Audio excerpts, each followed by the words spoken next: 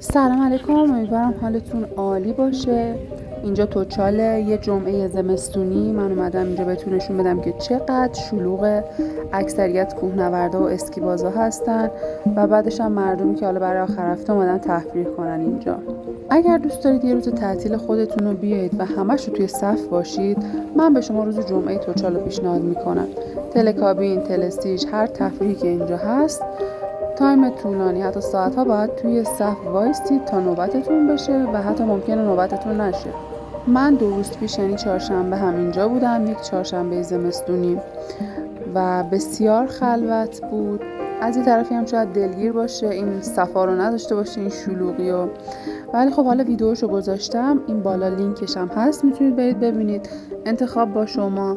شلوغی میپسندید یا خلوتی رو؟ لطفاً لایک و سابسکرایب یادتون نره، چون خیلی ویدیو جالبی شده. تا بالای قله رفتم و براتون فیلم گرفتم، میتونید ببینید. واقعا قشنگه بالای ابرا. من دیگه چیزی نمیگم، خودتون تا آخرش رو ببینید. فعلا خدافظ.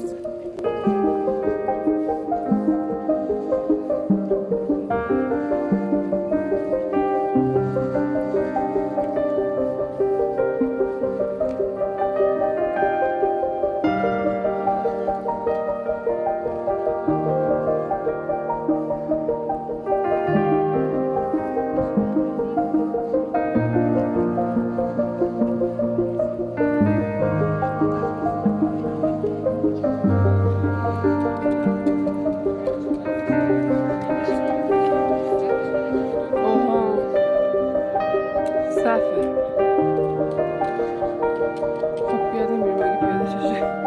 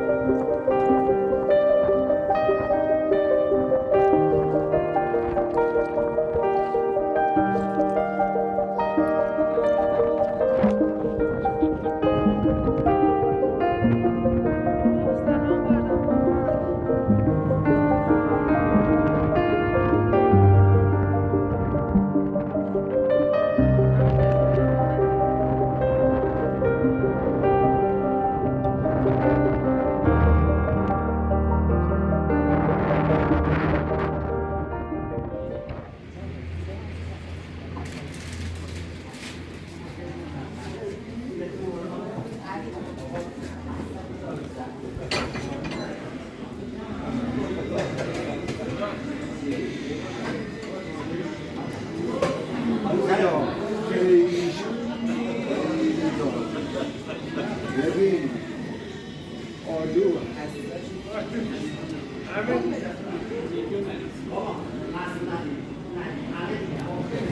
زیاد بزن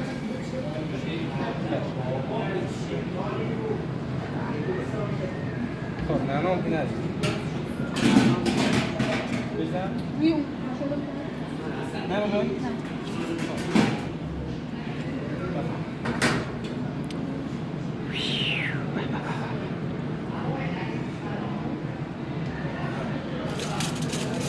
Pode voltar,